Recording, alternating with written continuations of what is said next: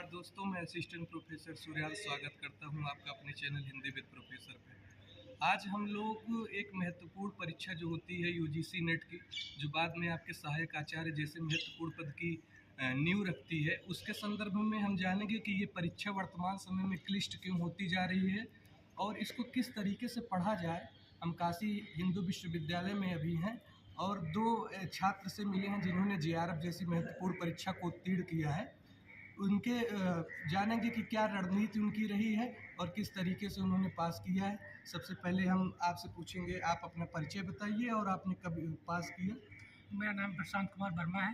मैं वर्तमान में काशी हिंदू विश्वविद्यालय की पढ़ा स्नातक का छात्र हूँ। मैंने दिसंबर 2025 में नीट जेआरएफ की परीक्षा क्लियर की है 218 अंकों के साथ। तो आगे मैं बताऊंगा कि मेरी स्ट्रेटजी क्या रही है और मैंने इसको कैसे क्लियर किया। अभी मैं फर्स्ट पेपर के बारे में बताऊंगा। जैसे कि फर्स्ट पेपर में 10 टॉपिक है, ये तो हमें पता ही होगा। तो इसमें हमें पहले तो ये बहुत से टॉपिक ऐसे होते हैं जो हमें बिल्कुल नहीं पढ़े हुए होते हैं। तो इन पे क्या होता है कि हमें अपना बेस बनाना होता है, देखना होता है कि कौन कौन से टॉपिक हमें लगे हुए हैं। तो इसके लिए हम पहले किसी यूट्यूब चैनल या किसी पेड क्लास से पढ़ते हैं, बेस बनाते हैं अपना। उसके बाद हम PYQ देखते हैं, तो वहाँ से हमें बेस समझ बनती है कि क्वेश्चन कैसे बन रहे हैं और किस तरीके से हमें पढ़ना है। तो उसी तरह और उसके बाद हम PYQ देखते हैं, तो PYQ के आधार पे हम दोबारा पढ़ना स्टार्ट करते हैं क्वेश्चंस के अकॉर्डिंग कि कैसे क्वेश्चंस बन सकते हैं और कैसे हमें पढ़ना चाहिए। 2-3 टॉपिक जैसे मैथ हो गया और रीजनिंग हो गया। और तो इन टॉपिकों के लिए ऐसा होता है कि अगर आपका पहले मैथ बैकग्राउंड नहीं रहा है तो थोड़ी दिक्कतें आती हैं। तो इसके लिए हमें PYQ देखना पड़ेगा कि किस टॉपिक से क्वेश्चन बन रहे हैं। तो उन टॉपिक को हमें यूट्यूब या किसी अन्य की सहायता से देख सकते हैं, जिससे हमें पता चलेगा कि ऐसे क्वेश्चन बन रहे हैं और आगे हम इस तरह से हल कर सकते हैं। अच्छा, आप ये बताइए कि आप ये चूँकि यूजीसी नेट काफ़ी विस्तृत इसका पाठ्यक्रम पेपर 1 का है, जी तो पेपर 1 में जो 10 इकाई हैं, जी। उसमें कौन-सा इकाई जो है वो आपकी निगाह में, मतलब यहाँ से अगर विद्यार्थी पढ़ लेता है तो उसको प्रश्न आसानी से उसके बन जाएँगे, क्योंकि जो पैटर्न है वो बदलता रहता है हर बार। कोई बच्चा अच्छे से अगर जो पॉल्यूशन वाला है उसको पढ़ के जाता है तो पता लगता है ऐसे-ऐसे प्रश्न पूछे जा रहे हैं जो उसको समझ में नहीं आ रहा है। तो आपके हिसाब से कौन-सी ऐसी इकाई है जिस पे विद्यार्थी अच्छे से काम कर सकता है और वहाँ पे मतलब अच्छे नंबर ला सकता है? जैसे कि अगर हम मैथ बैकग्राउंड से हैं जी। तो DI हो गया। तो अगर इसको आप प्रैक्टिस कर लेंगे प्रीवियस 30-40 DI तो लगभग कन्फर्म है कि हो जाएगा। और आगे जैसे कि लॉजिकल रीजनिंग है, उसका एक निश्चित सिलेबस है कि उसी के अराउंड में क्वेश्चंस आते हैं। अगर जैसे कि मैंने भरत सर को फॉलो किया था इसके लिए और उसी से मेरे क्वेश्चन सारे सही हुए हैं। तो इसमें अगर वहाँ से आप पढ़ लेंगे तो एक गलत क्वेश्चन नहीं होगा, क्योंकि वो एक निश्चित एरिया है, उसी से क्वेश्चन आ रहे हैं। और टीचिंग से, तो टीचिंग का एक लगभग फिक्स एरिया है, उसी से क्वेश्चन आते हैं। और उसमें टीचिंग में एक चीज़ और ध्यान देने योग्य है कि जो पॉजिटिव चीज़ें हैं, लगभग करेक्ट आंसर वही होता है जो उसमें पॉजिटिव हमें चीज़ें दिख रही हैं। तो ये और ICT से लगभग 5 में से 4 क्वेश्चन लगभग उसी एरिया से आते हैं जो प्रीवियस आ रहे हैं। एक दो क्वेश्चन बाहर जाता है और ऐसा ही इन्वायरमेंट से होता है। थोड़ा रिसर्च का ऐसा है कि उससे क्वेश्चन आउट ऑफ चले जाते हैं। तो यही टॉपिक है।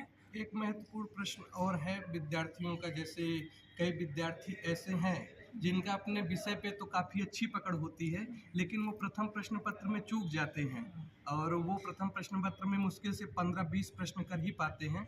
जो विद्यार्थी परस्नातक के प्रथम वर्ष में आ रहा है, इस क्षेत्र में आ रहा है, वह किस तरीके से पहले किन पुस्तकों को आधार बनाए? क्या आपने किसी पुस्तक को पहले आधार बनाया या फिर पुराने प्रश्न पत्रों का विश्लेषण किया? किस तरीके से जब आप तैयारी में आए तो सबसे पहले काम आपने क्या किया? कि जब मैं यहाँ पे आया तो फर्स्ट पेपर के लिए ऐसे होता है कि 3-4 यूनिट ऐसे हैं जो बिल्कुल हमें पढ़े हुए नहीं होते हैं। तो उसके लिए मैंने पहले तो एक टीचर को फॉलो किया, वो कुमार भरत सर थे। कुमार तो भरत। जी, तो मैंने वहाँ से बेस बनाया कि क्वेश्चन कैसे हैं, क्या टॉपिक है इसमें। तो उसके बाद मैंने प्रीवियस ईयर क्वेश्चन पे गया। तो उसके बाद मैं क्वेश्चंस को खुद सॉल्व किया, तो वहाँ से भी आइडिया लगा कि कैसे क्वेश्चन बन रहे हैं। तो इस तरह से मैंने पर्टिकुलर कोई किताब यूज़ नहीं की कि बीच में ली थी, लेकिन मैंने उसको पढ़ा नहीं, लेकिन भाई कुमार भरत सर को मैंने पूरी तरह से फॉलो किया था। तो उसके बाद पुराने प्रश्न पत्रों को आपने जो बताया कि आपने 40 DI या फिर जो भी आप पुराने प्रश्न पत्र जी, जी। किए हैं, वो कहाँ से मतलब किए हैं? एक यूथ पब्लिकेशंस की बुक आती है PYQ की, तो उसी से मैंने सॉल्व किया है। जी, तो क्या आपने टेक्स्ट बुक ऐप से भी सहारा लिया था? नहीं नहीं भैया, मैंने और किसी ऐप से नहीं, बस कुमार भरत सर और क्या नाम है ये यूथ पब्लिकेशन की बुक। और हाँ, अगर कुछ टॉपिक जैसे नए आ रहे हैं, उनमें समझ नहीं आ रहा है, तो मैंने एक JRF अड्डा जो अदिति मैम पढ़ाती हैं, हुँ। तो उनका यूज किया, सहायता ली थी।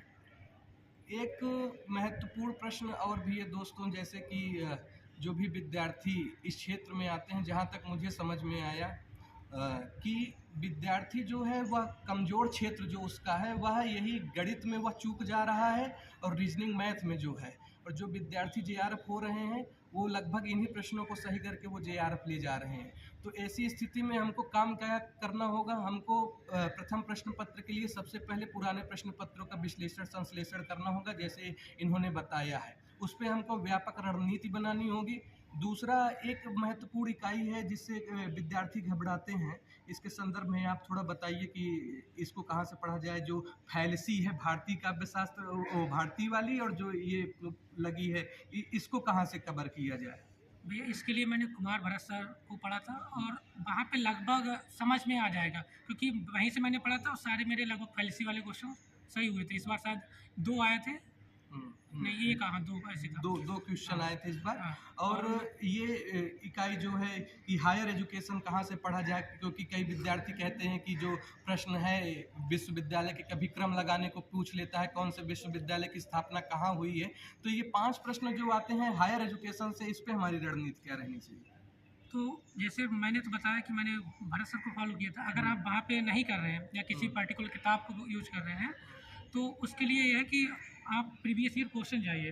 जैसे यूथ वाले में क्या होता है कि क्वेश्चन से नीचे बॉक्स में अदर चीज़ें दी होती हैं उसके कनेक्टिंग में, तो वो चीज़ें हमें पढ़ लेंगे तो वहाँ से भी आइडिया, क्योंकि वहाँ पे बॉक्स में भी वही चीज़ें हैं कि उसके आधार पे कि आगे क्वेश्चन कैसे बन सकता है, तो वहाँ से आप सहायता ले सकते हैं।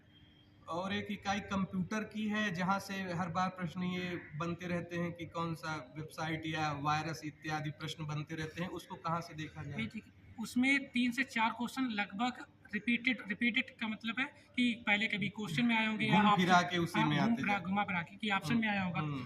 तो अगर उन चीज़ों को अच्छे से समझ लेंगे और सॉल्व कर लेंगे तो लगभग हो जाएंगे। 1-2 क्वेश्चन, जैसे 1-2 क्वेश्चन आ रहा है तो वो आउट जाता है, वो सभी के लिए हार्ड पड़ता है, तो उस पर ना ध्यान देके जो हमें आ रहे हैं, जहाँ से हम ज़्यादा कर सकते हैं, हमें उस पर ध्यान देना चाहिए, तो वहाँ से आप प्रीवियस ईयर करेंगे तो हो जाएगा। तो कुल मिला के दोस्तों ये निष्कर्ष निकला, इन्होंने कुमार भरत का कई बार जिक्र किया है, तो यदि आप सही तरीके से कुमार भरत को ही देख लेते हैं तो निश्चित रूप से इन्होंने JRF किया है, तो आप भी JRF कर सकते हैं।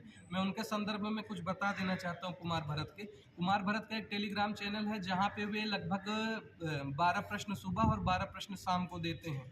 अगर विद्यार्थी के पास मान लीजिए पैसे की कमी है या किसी प्रकार से जो है पुराने प्रश्न पत्रों को वो नहीं देख पा रहा, तो कम से कम उनके चैनल से जुड़ जाइए और उस 24 प्रश्न को आप किसी भी समय जब रहिए, चाहे टहलते घूमते किसी भी समय उसको आप हल करिए और उसकी व्याख्या को आप देख लीजिए, ये आपके लिए लाभदायक होगा।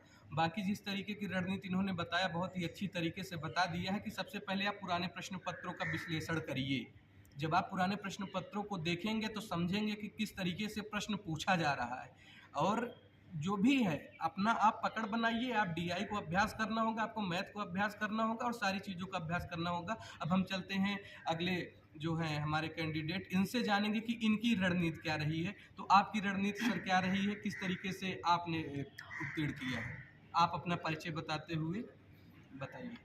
मेरा नाम सोनू कुमार है और मैं काशी हिंदू विश्वविद्यालय में मैं फाइनल ईयर का छात्र हूँ। मैंने अपना JRF जो है वो सेकंड सेमेस्टर में ही क्वालिफाई कर लिया था, और जो फर्स्ट पेपर की जो रणनीति है, जैसा कि हमारे साथी ने बताया, ये बहुत ज़्यादा सही है। और मैं इसमें कुछ और जोड़ना चाहता हूँ कि आप ऐसे कि कुछ ऐसे क्वेश्चन ज़रूर बनेंगे जो किसी को नहीं आते, उसके पीछे मत भागिए। मैक्सिमम ऐसे कंटेंट के पीछे भागिए जो आसानी से आपसे हल हो सकते हैं। और सबसे ज़्यादा इनकी बातों में जो ऐड करना चाहता हूँ वो ये है कि विद इन टाइम, एक समय सीमा के भीतर उन प्रश्नों को सॉल्व करने का अभ्यास करिए। आपको रोकना चाहता हूँ, एक महत्वपूर्ण कमी जो रहती है वो टाइम मैनेजमेंट की रहती है UGC नेट जैसी परीक्षा के लिए, कि विद्यार्थी टाइम नहीं मैनेज कर पाता है। ऐसी स्थिति में उसकी रणनीति क्या रहनी चाहिए? आपने किस तरीके से टाइम मैनेज किया उसको आप बताइए। टाइम मैनेजमेंट ही नहीं, सिर्फ एक प्रेशर हैंडलिंग भी होता है। जी जी जी। देखिए एमसीक्यू जो एग्ज़ाम होता है ये सिर्फ नॉलेज ही टेस्ट नहीं करता है, ये आपको विद इन समय सीमा के भीतर निर्णय लेने की कैपेसिटी भी चेक करता है। ये तभी ये डेवलप होता है जब आप समय सीमा के भीतर रहकर उन प्रश्नों का अभ्यास करते हैं। जैसे आप अगर अभी मॉक टेस्ट देंगे तो 1 घंटे के भीतर 50 क्वेश्चन आप नहीं लगा पाएंगे। ये तब होता है जब आप धीरे धीरे अभ्यास करते हैं, तभी आप कर पाते हैं। मैक्सिमम लोगों के पास हमेशा जब वो पेपर देते हैं तो उनके पास जानकारी होती है, नॉलेज होता है, लेकिन उस एग्ज़ाम के प्रेशर में वो मतलब आता हुआ क्वेश्चन भी नहीं सही कर पाते। और उसमें सबसे बड़ी जो कमी होती है वो है समय सीमा के भीतर अभ्यास की कमी। और जहाँ तक पेपर 1 को पढ़ने की बात है, वहाँ देखिए पेपर 1 का सिलेबस बहुत विस्तृत है, लेकिन इसमें कुछ चीज़ें फिक्स हैं। जैसे डीआई फिक्स है। अगर आप डीआई का अभ्यास विद इन समय सीमा के भीतर कर लेते हैं तो आप डीआई के क्वेश्चन कर लेंगे। थोड़े से मैथ और रीजनिंग के जो भी क्वेश्चन है, कुछ 1-2 को छोड़ दें, बाकी सबके सब लगभग बेसिक होते हैं। अगर आप थोड़ा बहुत उस पर कॉन्सेप्ट समझ लेंगे तो आप लगा लेंगे। तो मैं भी कहना चाहता हूँ कि मेरी जो अपनी रणनीति रही है वो मैंने तो कोई कोचिंग या यूट्यूब से भी मैं नहीं पढ़ा हूँ। मैं शुरुआत स्वाभ्यास इन्होंने किया है, इनकी बातों से समझ में आ रहा है। मुझे कुछ पता था नहीं इसके बारे में, तो मैंने एक किताब जो लिया था वो सृष्टि की बुक थी, तो मैंने बस उसको एक बार पढ़ लिया था। उसके बाद मैं ईवाईक्यू जो है यूथ पब्लिकेशन का, उसका मैंने यूज किया और मैंने बहुत सारे मॉक टेस्ट दिए और बहुत सारे प्रीवियस प्रश्नों का जो है विश्लेषण किया। उसके बाद से मैंने एक डोमेन तय किया कि किस एरिया से या कितने एरिया से किस टाइप के क्वेश्चन पूछ रहे हैं, और उसमें मैक्सिमम मैंने अभ्यास किया और समय सीमा के भीतर जो है प्रश्नों को सॉल्व किया। इस वजह से जी।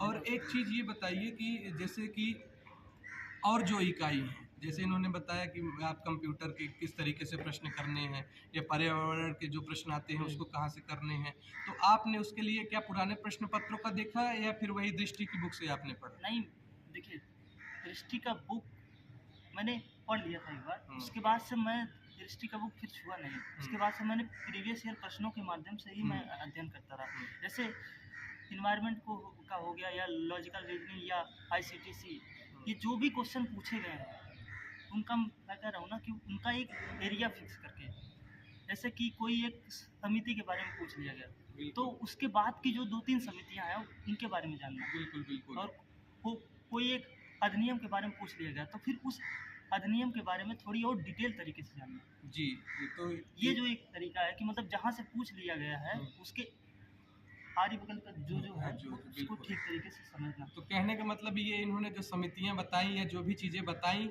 ये मैं बता देना चाहता हूँ, ये हायर एजुकेशन की लगभग बात कर रहे हैं। जैसे कोठारी आयोग हुआ या यशपाल समिति हो गया, इन सभी चीज़ों को आपको देखते चलना है कि किस तरीके से यहाँ पे प्रश्न बनते हैं। और आप जब आप पुराने प्रश्न पत्रों का विश्लेषण करेंगे तो ये देख पाते हैं कि कोठारी आयोग हुआ या जो भी ये सारी चीज़ें हैं, यशपाल समिति हो गया और जो जितनी भी समितियाँ बनाई गई थी, इन्हीं से प्रश्न घूम फिरा के पूछा जा रहा है। अब आप काम नहीं करेंगे, उसके बाद में कहेंगे कि प्रश्न पत्र काफ़ी कठिन आ गया है, तो ये हमारी कमजोरी है। दूसरा, हमको अपने संघर्ष के साथ अपनी गति भी बढ़ानी है। जैसा इन्होंने बताया, टाइम मैनेजमेंट बहुत ही ज़रूरी है इस एग्ज़ाम के लिए। आपको सारी चीज़ें आती हैं लेकिन बाद में आप परीक्षा में उसको सही तरीके से काम नहीं कर पाते हैं।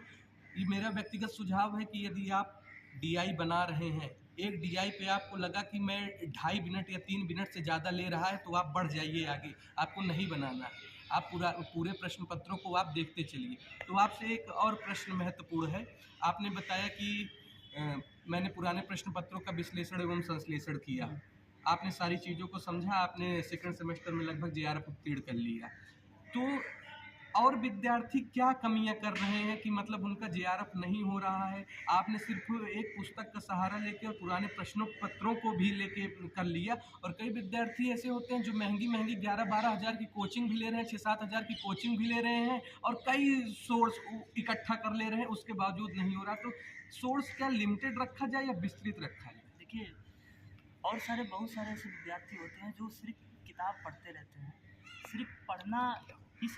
सिर्फ किताबें पढ़ने से परीक्षाओं को नहीं निकाला जा सकता जब तक आप ये नहीं देखेंगे कि किस टाइप के प्रश्न पूछ रहे हैं या किस तरीके से प्रश्न पूछ रहे हैं। और सबसे बड़ी बात सिर्फ यही नहीं है, आप अपने दिमाग में या खुद अभ्यास करिए, खुद प्रश्नों को लगाने का। बहुत सारे लोग ऐसे हैं जो सिर्फ पढ़ते ही रह जाते हैं और क्वेश्चन का अभ्यास नहीं करते। बिल्कुल बिल्कुल इस वजह से भी दिक्कतें आने लगती हैं। बिल्कुल। हो गया, खत्म हो गया।